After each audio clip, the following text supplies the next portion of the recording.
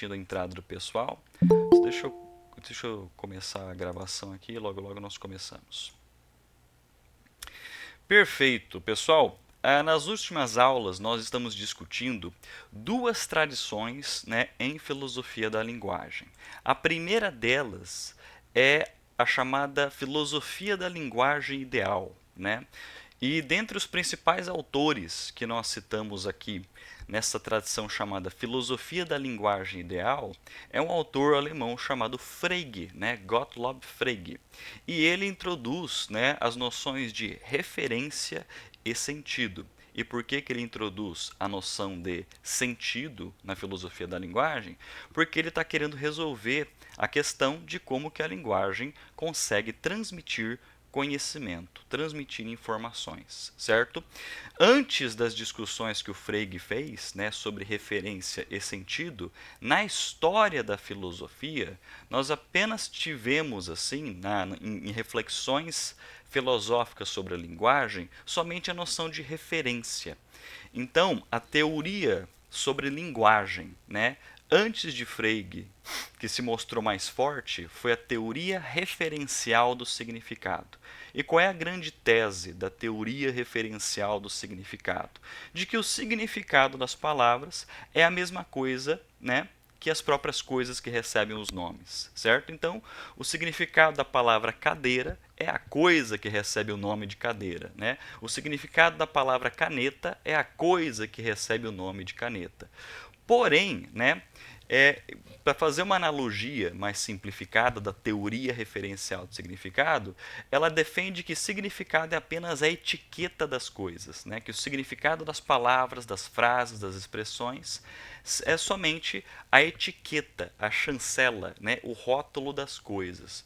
Só que chancelar as coisas do mundo, etiquetar as coisas do mundo, né, rotular as coisas do mundo, não explica para a gente como que a gente consegue transmitir conhecimento pela linguagem. E o Frege ele defende que para a gente conseguir transmitir conhecimento pela linguagem, para a gente conseguir transmitir informações pela linguagem, precisamos ter a noção de sentido. Não basta simplesmente apontar para as coisas, né? Etiquetar as coisas.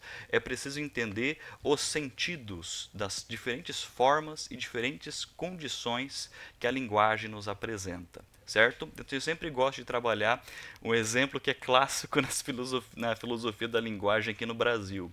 Eu lembro dos meus professores da graduação e do mestrado que eles sempre davam esse exemplo, né, do Pelé. Então, o nome Pelé, ele aponta, ele referencia alguém, certo? Então, quando alguém pergunta qual é a referência do nome Pelé, a gente aponta para o jogador. Mas essa pessoa que tem o nome Pelé também tem o nome Edson Arantes do Nascimento, certo? Ele também pode ser descrito como o camisa 10 da seleção de 1958. Então, todas essas formas, né? Pelé, Edson Arantes do Nascimento e o camisa 10 da seleção de 1958 são sentidos diferentes que apontam para a mesma referência. Vou repetir, são sentidos diferentes que apontam para a mesma referência. E a noção de sentido aqui ajuda a gente a entender como que a gente consegue se informar, conhecer o mundo, porque conhecimento envolve mais do que simplesmente a gente aprender os rótulos, as etiquetas do mundo. A gente precisa entender uma multiplicidade de camadas para dizer, né, que nós estamos garantindo conhecimento e informações. Então, por isso que o Frege ele coloca nas reflexões filosóficas da linguagem a noção de referência mais a noção de sentido. Então, essa discussão que nós fizemos nas primeiras aulas tem a ver com uma tradição que nós colocamos como filosofia da linguagem ideal. Né? Por que ideal? Porque estamos pensando em uma linguagem adequada, uma linguagem consistente. E já que estamos falando de uma linguagem que ela precisa, né, transmitir informações e conhecimento, ela precisa ser uma linguagem ideal, adequada, consistente, certo?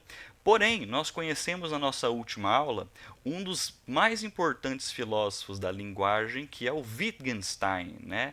O filósofo Ludwig Wittgenstein. Eu vou colocar aqui para vocês terem né? É um nomezinho chato pra caramba, né? Mas só para vocês terem anotado, porque ele é um importante filósofo da linguagem que influenciou muitos filósofos para além da filosofia da linguagem. Só um minutinho aqui. Wittgenstein, né? O Wittgenstein ele influenciou filósofos da ciência, filósofos da teoria do conhecimento. Por exemplo, o Valdinei, né, que ele participou dos módulos anteriores, logo logo ele vai passar a participar também das aulas de sábado. O Valdinei, por exemplo, é o nosso aluno que ele é behaviorista, né, dentro das discussões da psicologia. E o Wittgenstein ele influenciou muito, muito, muito, muito os behavioristas, né, o Círculo de Viena, os positivistas lógicos, né. E é claro, o Wittgenstein que influenciou, né, filósofos da ciência, filósofos da teoria do conhecimento, a gente fala aqui no curso de filosofia, na graduação de filosofia, que é a primeira fase do Wittgenstein. Né? Mas o Wittgenstein que estamos estudando aqui nessas aulas de sábado, pelo menos a gente está introduzindo algumas noções aqui nas aulas de sábado, é a segunda fase do Wittgenstein. Né? Existe um livro, né? Eu até agradeço a Bianca. A Bianca ela compartilhou, os tutores elas me informaram que ela compartilhou os livros, né, que a gente vem citando aqui nas aulas. Então agradeço a Bianca por estar compartilhando esses livros que estamos citando aqui nas aulas. Né? As aulas ali do presencial da NCV estão bem pesadinhas, né? Então por isso que eu ainda não tive tempo de mandar os links para vocês de todo o material. Tá bem corrido devido ao início. Mas eu agradeço a Bianca por estar compartilhando os livros que estão sendo citados aqui nas aulas.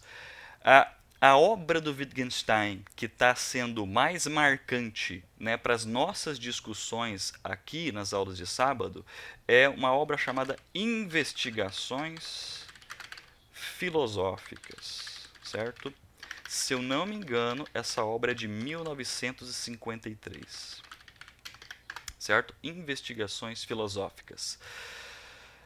Essa obra é a obra da segunda fase desse autor chamado Wittgenstein, certo?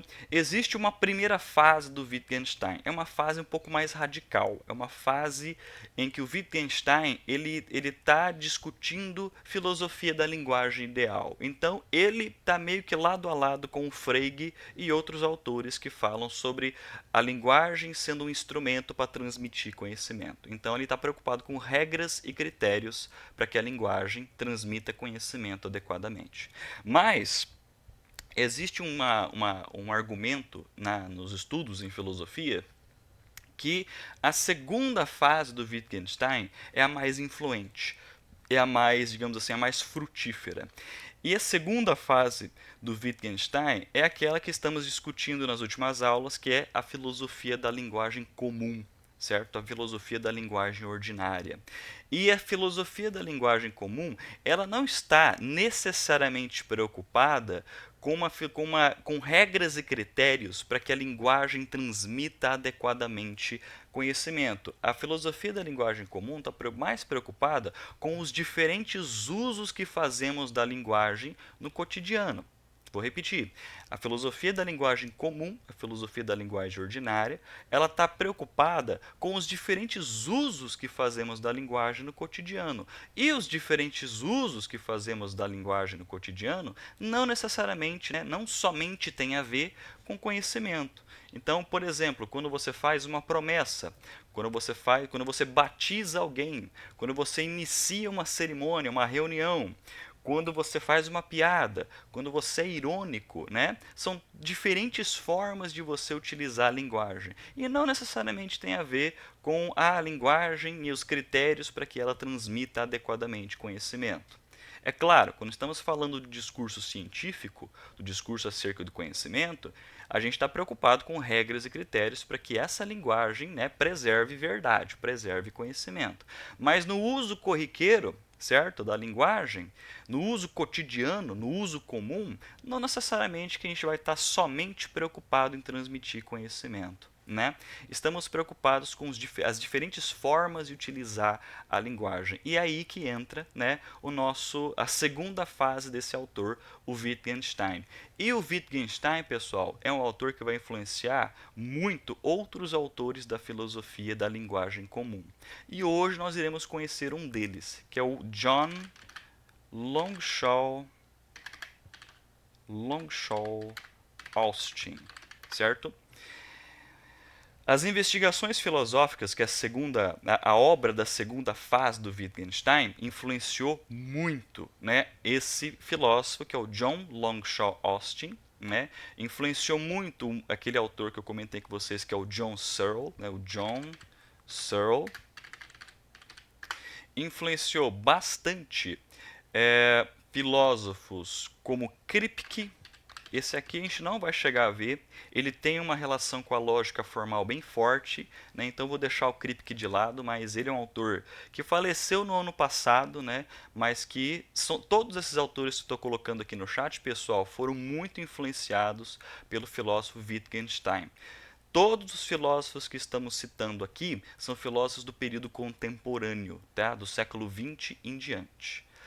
E hoje nós iremos conhecer o John Longshall Austin, que a teoria dele, né, a teoria dos atos de fala, foi uma teoria muito influenciada, né, pelo Wittgenstein, certo?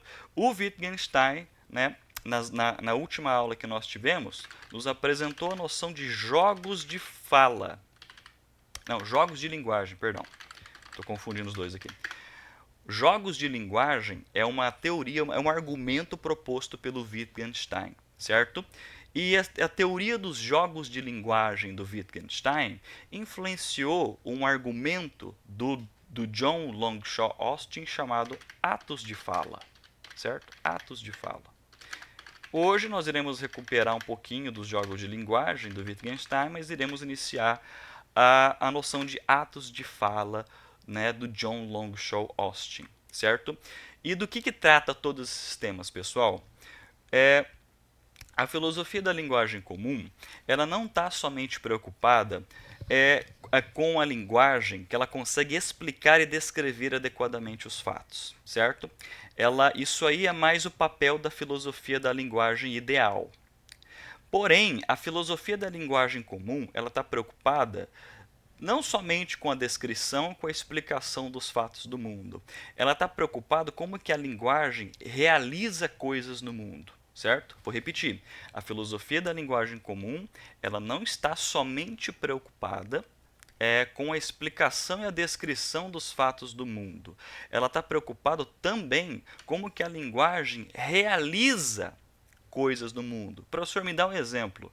Quando você batiza alguém, é a linguagem realizando algo, ela realiza um ato no mundo, ela muda o estado de coisa. Eu te batizo, Letícia, isso muda o estado de coisas no mundo, é a linguagem que ela muda, que ela realiza um ato no mundo. Pode falar, Rita. Pode ser uma linguagem corporal também, professor? Rita, a linguagem corporal, por exemplo, se estamos falando de outros tipos de linguagem, por exemplo, linguagem corporal, comportamental, certo? Ela vai envolver isso que o Wittgenstein e outros autores estão falando, certo? Mas por enquanto estamos preocupados com essa concepção pragmática da linguagem escrita falada, certo? Mas isso que você colocou é muito importante ser pontuado, por quê? Porque vamos pensar, já que os filósofos da linguagem comum, eles estão preocupados com os diferentes usos que fazemos da linguagem, vamos pegar um exemplo, ironia. Eu sempre gosto de trazer esse exemplo, acho que é a segunda vez ou terceira vez que eu utilizo esse exemplo, mas é um exemplo muito importante para a gente entender isso que a Rita está falando, como que a linguagem, ela não está separada do mundo, ela não está separada da maneira que a gente se comporta. Por quê? Quando você é irônico, vamos supor que você está lá em algum lugar e algum amigo seu faz uma caquinha, né? Comete um erro, né? Um erro crasso assim. Aí você olha para ele e diz o seguinte: "Nossa, cara, como você é um gênio", né? Literalmente, você não quer significar aquilo, você está utilizando o termo de forma, né, irônica, você inverte o sentido da frase. Se tivéssemos a frase somente a frase dissociada do comportamento e do uso, a ironia não seria percebida. Você só percebe a ironia pelo comportamento, pelo tom de uso da pessoa. Então, isso que a Rita falou é bastante importante. A linguagem corporal, vamos dizer assim, ou melhor, o comportamento ligado à linguagem é importante aqui, certo? O comportamento ligado à linguagem nesse momento que estamos discutindo, né, é muito importante. Então, para o Wittgenstein e os autores que foram influenciados pelo Wittgenstein, a linguagem ela se dá no mundo e a linguagem ela lida com o comportamento, ela lida com o corpo, ela lida com o contexto, ela lida com o período da história e assim por diante. Filósofos que estão preocupados, e essa é a grande diferença, tá, pessoal? Filósofos que estão preocupados com uma linguagem, por exemplo, com os critérios e as regras da linguagem para que transmita conhecimento, eles estão preocupados com a linguagem, certo? Que vai se permanecer fixa, certo? Porque para você ter regras e critérios para você transmitir adequadamente conhecimento, então eles estão preocupados com uma linguagem que seja universal, certo? Porque transmita adequadamente conhecimento em qualquer lugar do mundo, em qualquer período da história. Aqui não. Aqui é uma filosofia da linguagem nos diferentes usos dela, nos diferentes períodos dela, certo? Então, o Wittgenstein, o grande argumento do Wittgenstein é o seguinte: significado, certo? Está no uso. Significado está no uso. Significado não está em critérios e regras universais. Não está em regras e critérios fixos e inalteráveis, né? Filósofos da linguagem ideal, como Frege, né, e como Russell, eles estão preocupados com regras e critérios que vão permanecer meio que inalterados, né? Aqui não. Eles já estão mudando argumentos, estão dizendo que o significado está no uso das palavras, está no uso da linguagem naquele contexto, certo? É claro, o Wittgenstein ele diz isso, e às vezes a gente ouve esse argumento, né, dizendo assim que a linguagem ela está no uso, está no contexto. Tá, professor, mas nós temos diferentes tipos de uso, nós temos diferentes tipos de contexto. Passa a impressão que a linguagem fica meio aleatória, fica meio sem critério. O Wittgenstein vai responder: não, ela não é sem critério, ela não é sem regra. Por exemplo, neste exato momento, eu estou transmitindo a vocês algumas informações, certo? Vocês perguntam coisas a mim, estamos nos comunicando, estamos utilizando linguagem. Nesse contexto, estamos estabelecendo um jogo de linguagem. O que seria um jogo? Que seria um jogo? O jogo é uma troca que estabelece, né? E que estabelece regras e critérios para que ele seja jogado. Então, neste contexto, o Wittgenstein vai dizer que estamos realizando uma troca, né, com esses critérios e essas regras. Em um outro contexto, em uma outra situação, é um outro jogo de linguagem com outras regras. Então, o que eu quero dizer com isso? Ou melhor, o que o Wittgenstein quer dizer com isso? Que o contexto vai compreender as próprias regras. Não significa que não vai ter regras, porque às vezes a gente ouve esse argumento, né, e diz: cada contexto tem seu uso da linguagem, cada contexto pede um uso da linguagem diferente. Dá a impressão que ali é gratuito, aleatório, sem regra. Não, na verdade, cada contexto exige a sua regra. Cada contexto exige a sua norma. Aquele velho exemplo, né, que eu gosto de colocar por exemplo, você está aqui. Se eu dissesse, né, se eu dissesse que eu estou do lado de um unicórnio e vocês dissessem: professor, isso é mentira, né? Isso está falando, é uma regra aplicada ao uso da linguagem nesse contexto. Mas agora, se eu estou numa quadrilha de festa junina e eu falo é mentira, a frase já não mais significa apontar para os fatos adequadamente. É mentira num jogo de quadrilha, numa dança de quadrilha, é uma frase que você utiliza para mudar o passo da dança. Então, cada contexto exige a sua forma, né? Cada contexto exige um uso da linguagem diferente, mas que pressupõe regras. Então, cada contexto, vai dizer o Wittgenstein, cada contexto de uso é um jogo de linguagem diferente. certo? Então cada jogo, cada contexto tem um jogo de linguagem. E como a gente entende jogos, jogos têm regras. O xadrez tem suas regras, o truco tem as suas regras, as damas têm as suas regras, e quando você vai jogar cada jogo, é claro que são jogos diferentes, você vai seguir as regras estabelecidas por aquele jogo. E o Wittgenstein ele utiliza essa analogia, certo? Né? Ele utiliza essa analogia para explicar que a linguagem funciona da mesma maneira. Cada contexto tem o seu próprio jogo, cada período tem o seu próprio jogo, certo? E a linguagem, ela não somente descreve adequadamente o mundo, ela também realiza coisas no mundo. Então, é o lado pragmático da linguagem também. Verdade, né? É um bom ponto, né? Não podemos dizer que é mentira. Vai que o unicórnio é invisível. Vai que é uma característica dele que faz parte da natureza. Perfeito, exatamente. Que é uma discussão epistemológica e uma discussão da filosofia da ciência. A Bianca, então, ela trouxe um exemplo que dialoga com epistemologia e filosofia da ciência.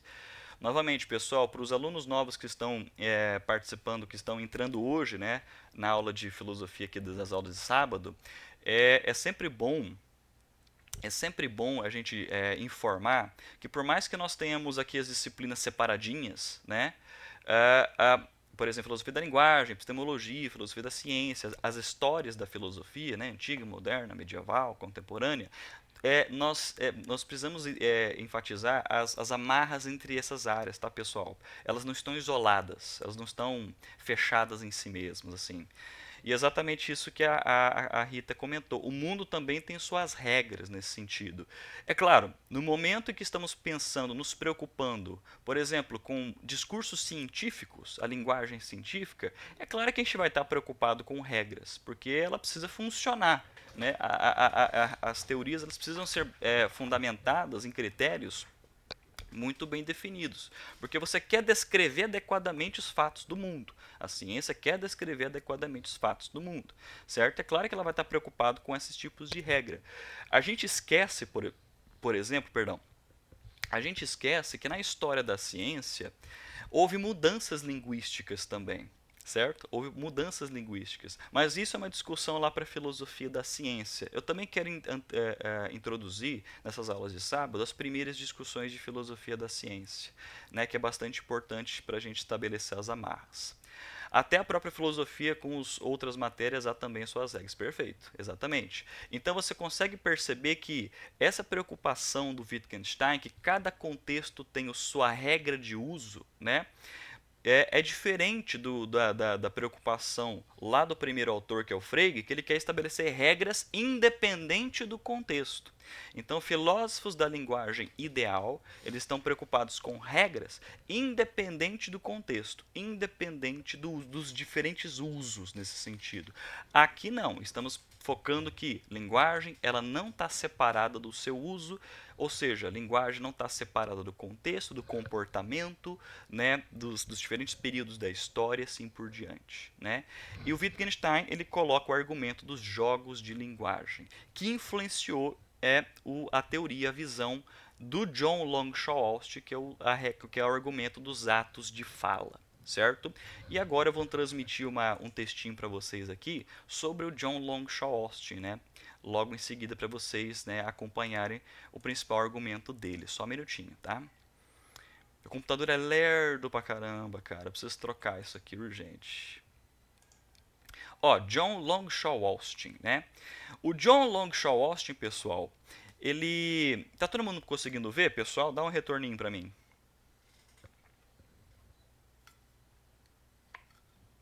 Todo mundo consegue ver a imagem? Sim, sim. Ah, perfeito, obrigado. O John Longshall Austin, pessoal, ele foi muito influenciado pelo Wittgenstein.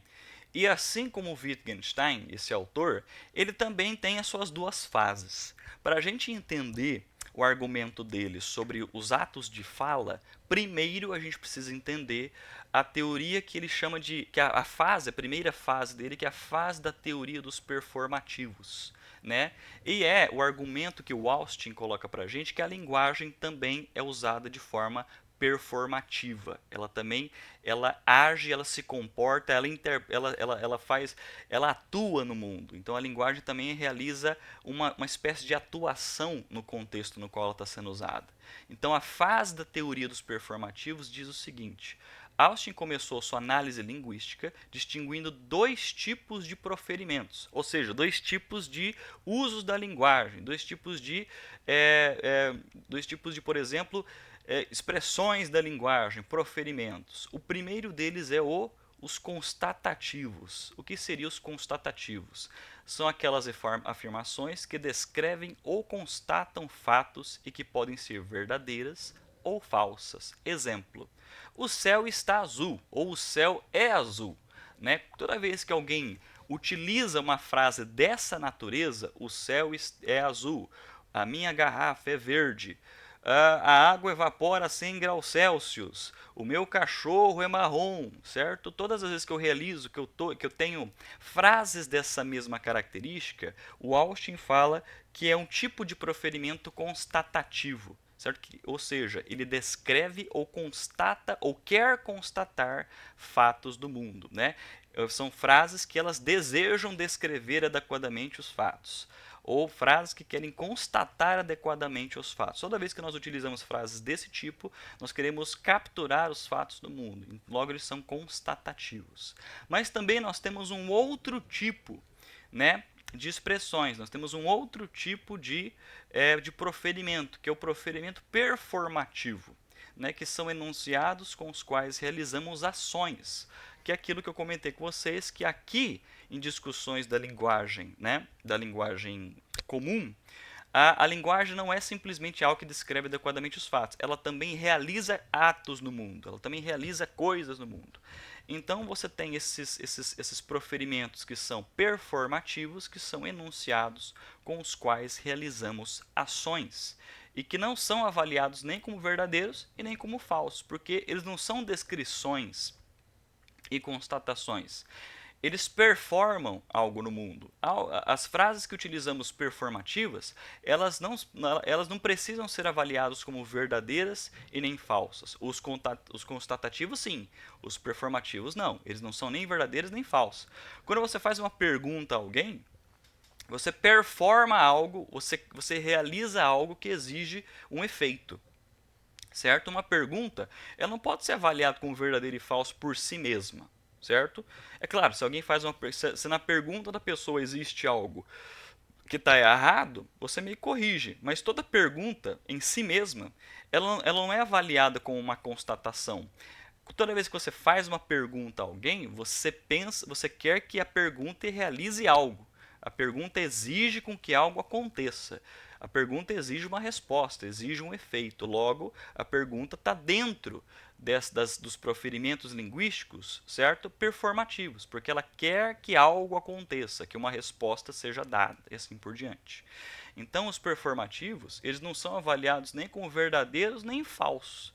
Mas aqui o John Longshall Austin, ele traz a noção de feliz ou infeliz, ou bem-sucedido ou mal-sucedido, né? Ou malogrado, como ele está dizendo aqui. Então, por exemplo, quando você diz prometo voltar amanhã, aqui o ato de prometer é realizado ao ser dito. Então você está realizando o ato de promessa. E você também espera que algo, que é o melhor, né? Os interlocutores esperam que algo aconteça quando você promete algo, certo? Se você promete algo, você espera que aquilo será cumprido no dia seguinte, no momento seguinte, assim por diante. Mas no momento que você diz prometo voltar amanhã, você já está realizando algo no mundo, você já está trazendo uma nova condição no mundo, e isso é performativo. Quando você batiza alguém, certo? Você realiza algo no mundo. É a linguagem performativa que realiza algo no mundo, que muda o estado de coisa. Então, por exemplo, lá em 1912, 1911, que o Titanic ele saiu, zarpou assim no oceano. Então, ele foi batizado, sabe aquela cerimônia de batismo de navios, que o cara joga aquela garrafa de champanhe assim, te batizo o Titanic, né?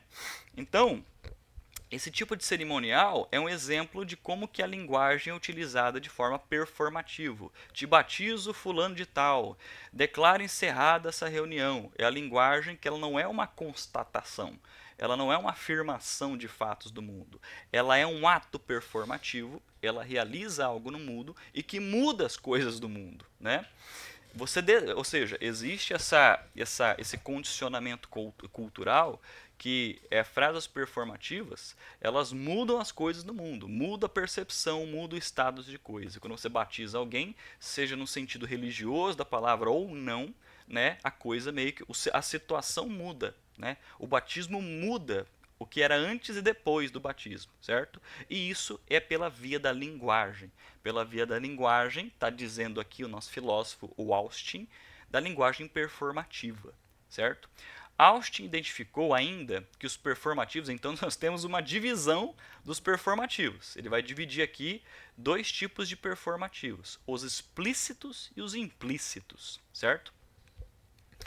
Os explícitos é quando o verbo performativo aparece eu prometo, certo? Eu prometo de maneira bastante clara, bastante direta, né?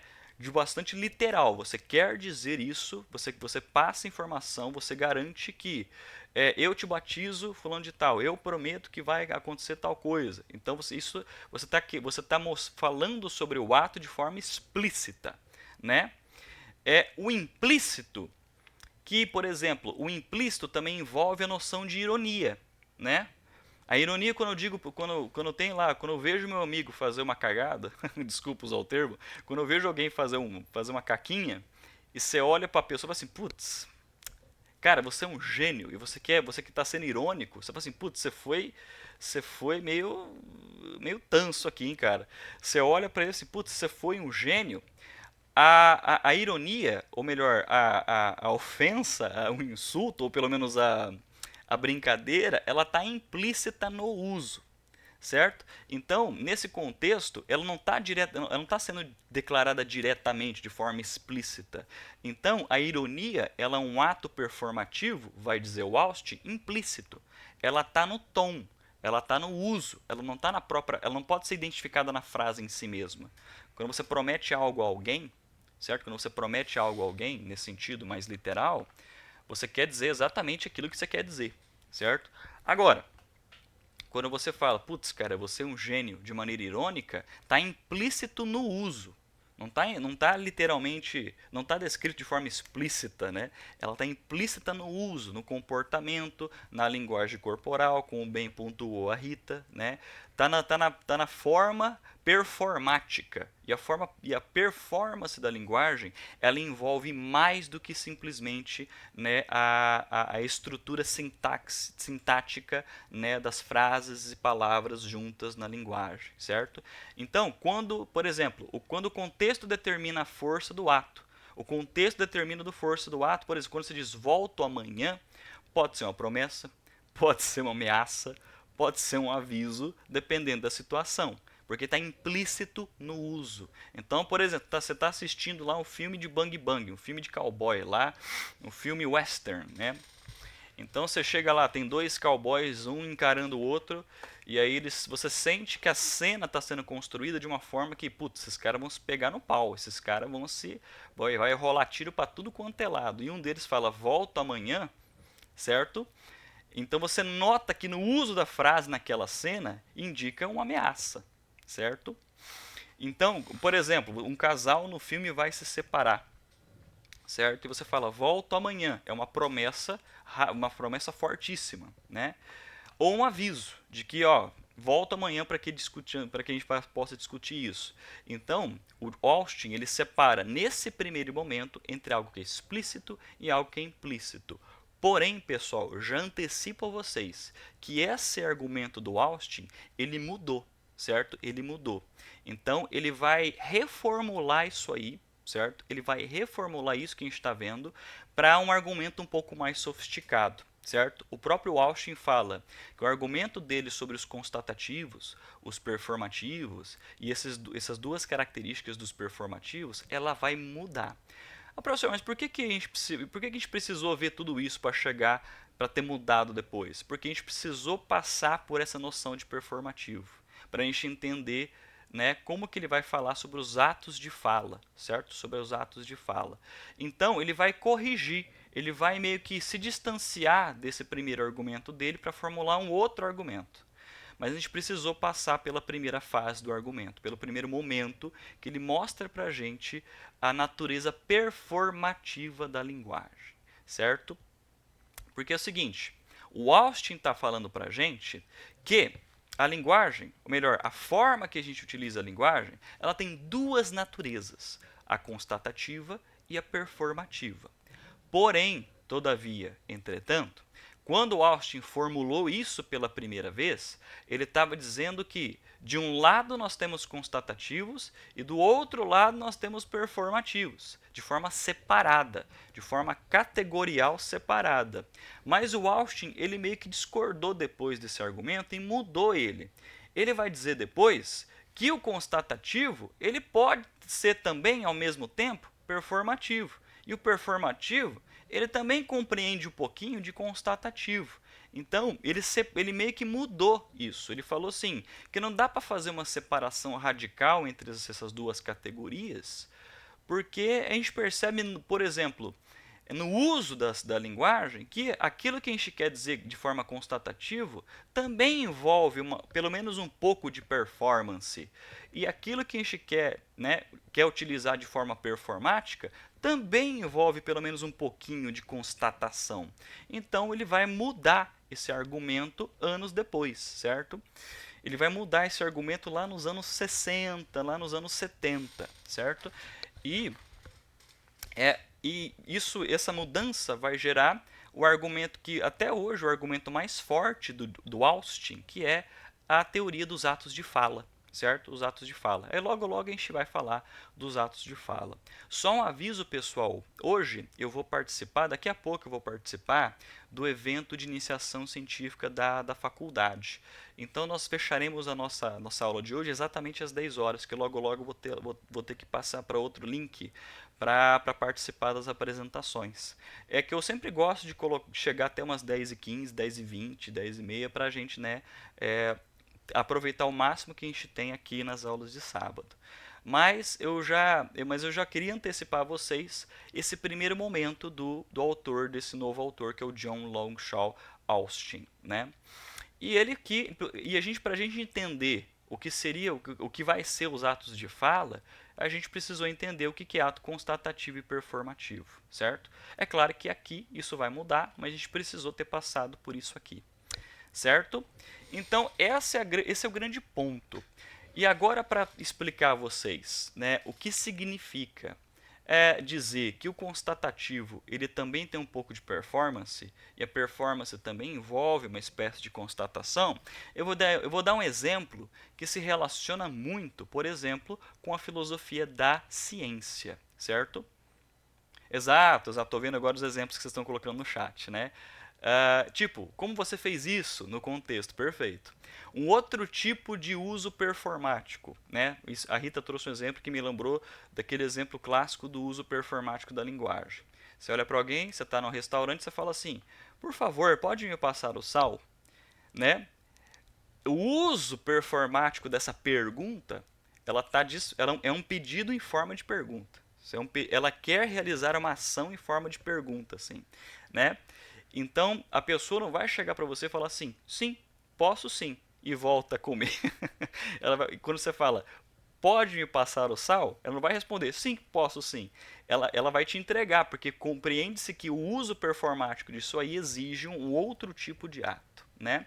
Mas vamos pensar justamente nesse uso constatativo que envolve pelo menos um pouquinho de performance. Vamos pensar o cientista. Você está lá, vamos pensar o cientista. Você está lá ouvindo uma palestra de um físico, de um químico, de um biólogo, certo? E ele fala o seguinte, né? Ele utiliza toda a linguagem dele de forma constatativa, ou seja, ele quer que a teoria dele fale, descreva, constate os fatos do mundo, certo? Essa é a pretensão da ciência, do cientista. Então, o cientista fala assim, x é igual a x na minha teoria.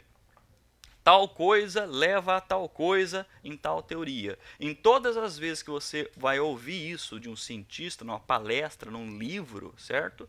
É o desejo do cientista querer falar adequadamente dos fatos do mundo. Perfeito. Porém, aí que o Austin teve que mudar o argumento dele, né? Aí que o Austin teve que alterar um pouco o argumento dele. Porque quando o cientista faz isso, ele não quer simplesmente descrever e constatar. Ele também quer te convencer. Ele quer que você compre o que você é o melhor. Não quero trazer de uma maneira contaminada. Ele quer que você acredite naquilo que ele está falando. Ele quer te convencer do argumento que ele está trazendo. Então vocês conseguem entender por que, que o Austin ele mudou depois? Porque quando ele está falando algo constatativo, algo performativo está acontecendo ao mesmo tempo. Quando você diz uma pessoa alguma forma, quando você diz uma pessoa algo de constatação, o meu cachorro é marrom, você está dizendo isso para alguém, você não quer simplesmente descrever a coisa para a pessoa, você quer convencer ela que aquilo é real, certo? E quando você quer convencer ela, quando você quer que ela acredite naquilo que você está falando, também envolve performance. Você quer que a linguagem realize algo no mundo, vocês estão compreendendo? Né? Você quer que a linguagem realize isso no mundo, quer fazer com que a pessoa se convença, quer que a pessoa acredite naquilo que você está falando. Por exemplo, nesse exato momento, eu estou fazendo as duas coisas ao mesmo tempo. Eu estou dizendo frases que constatam, né, sobre esses elementos, desses argumentos dos autores, dos filósofos, mas ao mesmo tempo eu estou performando. É um ato performativo da minha linguagem. Eu quero que vocês acreditem nisso que eu estou falando, né, que vocês se convençam disso que eu estou falando. Então, ao mesmo tempo que há constatação, há também performance. E é por isso que o Austin, né, logo em seguida, com os atos de fala, ele mudou esse argumento. Ele mudou, né, o peso da argumentação. Porque em um momento lá, ele separou. Existem as frases constatativas. E existem essas performativas. Elas não se misturam. Mas ele falou assim, não. Toda vez que alguém vai declarar alguma coisa, certo? Vai descrever os fatos, ela não quer simplesmente descrever os fatos. Ela comunica isso a alguém. Se ela comunica isso a alguém, ela quer que isso que ela está falando convença a pessoa. Se ela quer que convença a pessoa, ela quer que ela deseja que a linguagem realize algo no mundo. Logo, também é performativo. Então, por isso que ele vai mudar, ele vai reformular o argumento dele, certo? Ele vai falar sobre os diferentes atos de fala. E nos diferentes atos de fala, você tem meio que misturadinhos, né? Constatação e performance, certo? Então, o Austin, muito influenciado pelo Wittgenstein e pelos jogos de linguagem, né, sobre os critérios de cada contexto, ele fala que a linguagem, no nosso uso cotidiano, o Austin está dizendo, né? O Austin vai dizer para a gente que a linguagem, no nosso uso cotidiano, ela é tanto constatativa quanto performática. Você quer que a linguagem realize algo no mundo. Então, cada vez mais, pessoal, estamos nos distanciando, né? É claro, não é que estamos deixando de lado, não é isso. Estamos nos distanciando daquela visão de que a linguagem é apenas a etiqueta do mundo. Que o uso da linguagem é apenas para rotular e etiquetar as coisas do mundo, certo? A linguagem, ela tem diversas outras características. A natureza da linguagem mostra diversas outras características. E uma das características que estamos vendo agora, certo? É a característica constatativa e performativa da linguagem, certo? De que a linguagem ela não só descreve os fatos do mundo, mas ela quer realizar algo no mundo, atos do mundo. É claro que ele vai formular o argumento de como que são os atos, né, de fala. Vamos só antecipar um pouquinho para a gente não chegar lá na próxima aula seco, né? Então ele vai falar aqui, ó, a fase da teoria dos atos de fala, do John Austin, né? Ou a teoria das forças ilocucionárias. Devido às dificuldades da distinção entre constatativos e performativos, essa distinção que eu acabei de falar para vocês, Austin reformulou a sua teoria e propôs a teoria dos atos de fala, segundo a qual, ao dizer algo, realizamos ao menos 3 atos distintos, né? O ato locucionário, o ato ilocucionário e o ato perlocucionário. Ai, professor, muita palavrinha chata, concorda, muita palavrinha chata. Mas elas, né, elas vão mostrar 3 características dos nossos atos de fala, certo? O ato locucionário é o ato de dizer algo com sentido e referência. Então, por exemplo, a natureza locucionária da nossa fala é aquele momento da linguagem que envolve som, que envolve uma gramática e que envolve a linguagem falando de alguma coisa, referenciando alguma coisa, certo? O ato ilocucionário é o ato que realizamos ao dizer algo. Por exemplo, a força do ato de fala, certo? É o conteúdo da nossa linguagem, certo? Por exemplo, eu estou falando com vocês aqui agora. Então, o conteúdo da minha fala é filosofia da linguagem do Austin, certo? Agora, a forma da minha linguagem, ou seja, a parte locucionária, é o som da minha voz, é as regras da linguagem que eu estou utilizando e para onde que eu quero ir. Então, o ato locucionário, vamos sintetizar, é a forma que ela se manifesta. Então, a forma da minha linguagem nesse exato momento, ela envolve som, ela envolve fonética, ela envolve gramática. Então, essa é a parte locucionária. A parte ilocucionária é o conteúdo da minha linguagem. Nesse exato momento, vocês estão ouvindo o som da minha voz, locucionário, e o som da minha voz fala sobre coisas que têm a ver com filosofia da linguagem. Aí já é o conteúdo, já é a parte ilocucionária, certo? Já é a parte ilocucionária, o conteúdo do som da minha voz, certo? Agora, a parte perlocucionária é o efeito que eu quero que isso surta, é o efeito que eu quero que isso tenha, certo? É o efeito que a fala causa no ouvinte. E o efeito que eu quero que a minha fala cause em vocês é que vocês compreendam o que eu estou dizendo sobre Austin, sobre Wittgenstein. É o efeito de que vocês, né, pensem em outros exemplos, perguntem algo do tipo. Acho que alguém levantou a mão aqui. Não, a Antônia quis entrar. O Antônio quis entrar. Então, nesse exato momento, o Austin vai dizer que o professor Augusto, está realizando 3 atos de fala. Certo? Os 3 atos de fala.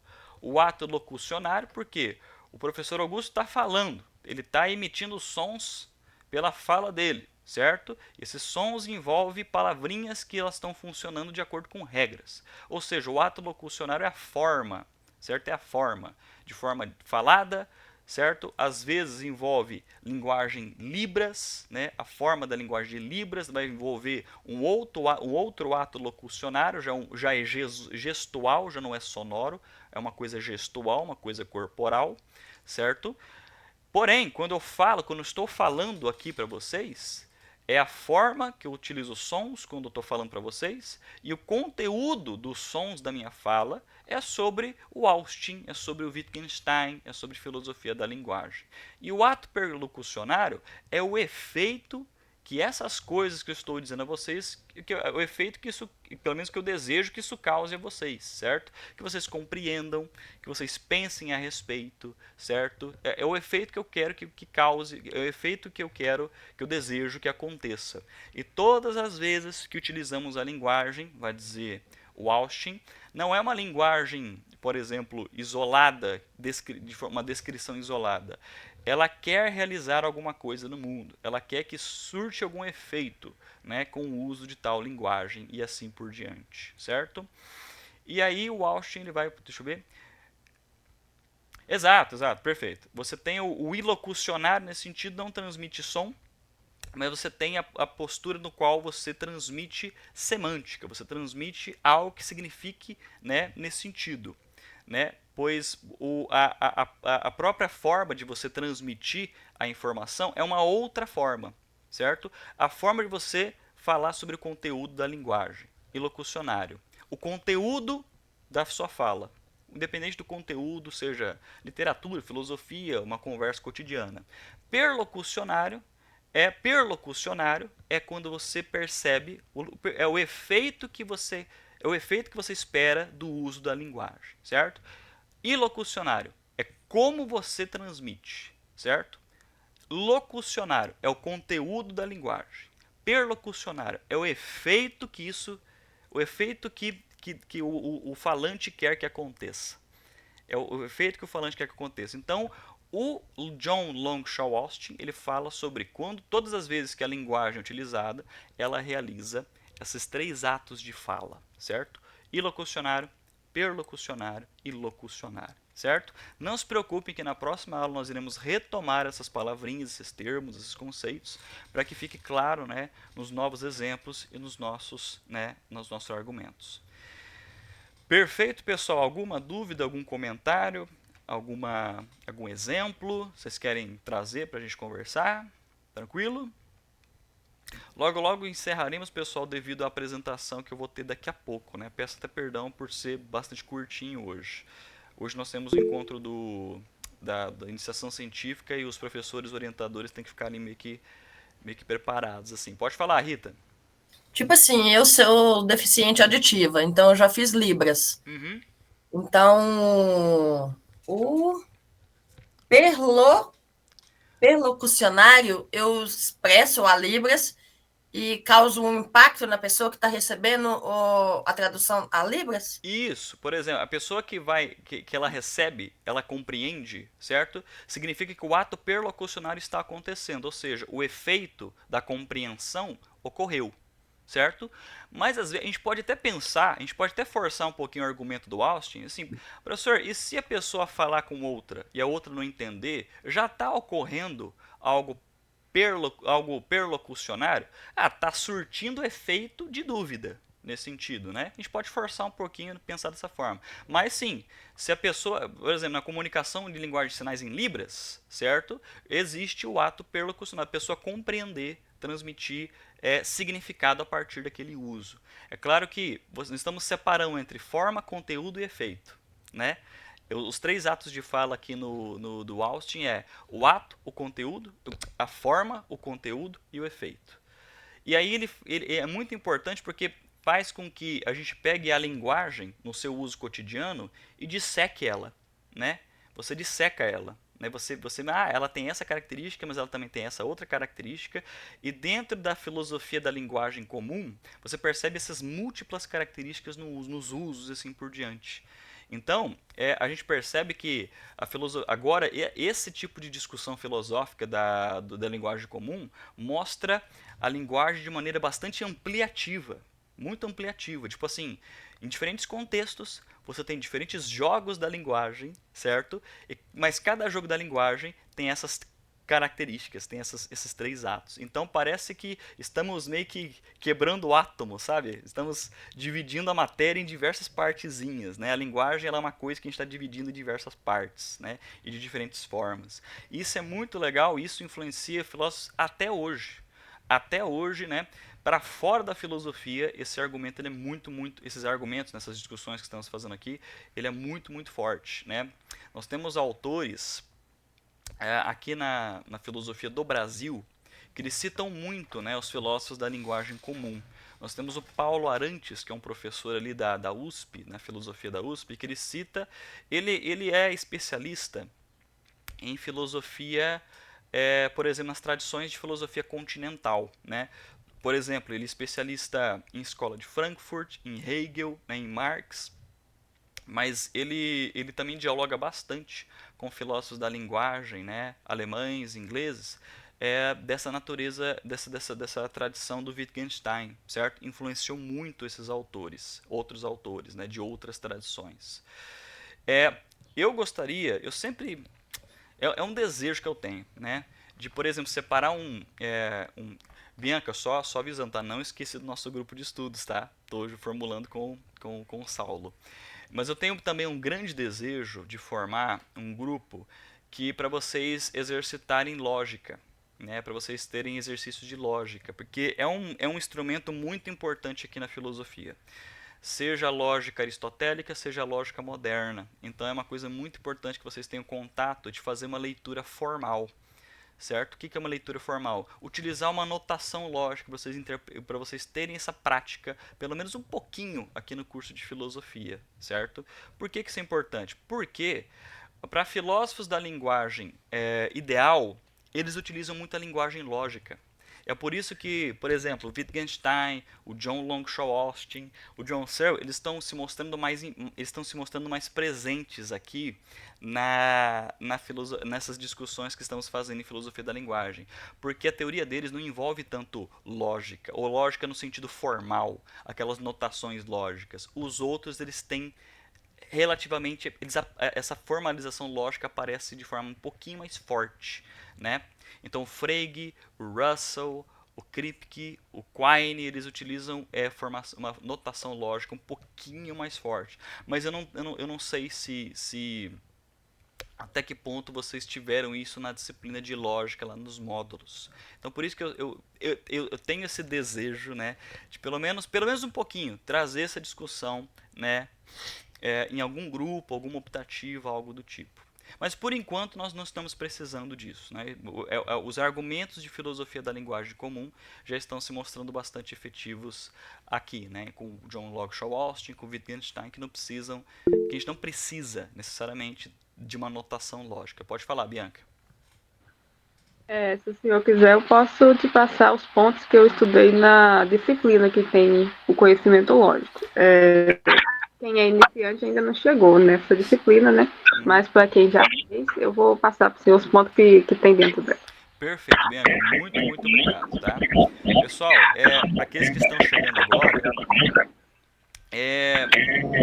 eu comentei com a Bianca, com outros alunos, que nós estamos, né, organizando o seguinte modo. Nós estamos organizando um drive com os materiais, com os livros, leituras complementares, e estamos querendo montar um grupo para a gente fazer uma leitura de alguma obra clássica da filosofia, para acompanhar uma obra clássica. A pretensão é tentar meio que explorar ela o máximo possível, até completar, né? Porém, a gente precisa fazer esse exercício de pegar uma obra clássica e destilar ela de maneira bastante completa. Mas isso em um outro momento, em um outro horário, por ser um grupo de estudos, né? Isso é importante para vocês colocarem no currículo Lattes de vocês, que vocês estavam fazendo parte desse grupo de leitura, desse grupo de estudos. Perfeito? Então agradeço a Bianca pela toda a ajuda, né? E o que mais? Pessoal, esses são os pontos de hoje. Na próxima aula eu irei comentar novamente os novos pontos, né, dos outros autores, do Austin, do Searle, que vai recapitular essas noções. E aí a gente vai trazer outras áreas como a filosofia da ciência nessa discussão. Perfeito, pessoal? Podemos encerrar por hoje? Tranquilo? Perfeito? Logo, eu já estou entrando aqui no evento do Iniciação Científica. Qualquer dúvida, qualquer curiosidade, entre em contato comigo pelo e-mail. A Bianca pode passar meu e-mail no grupo novamente para os alunos novos. E muito obrigado pela atenção e bom sábado para vocês. Até mais. Obrigada, professor. Opa.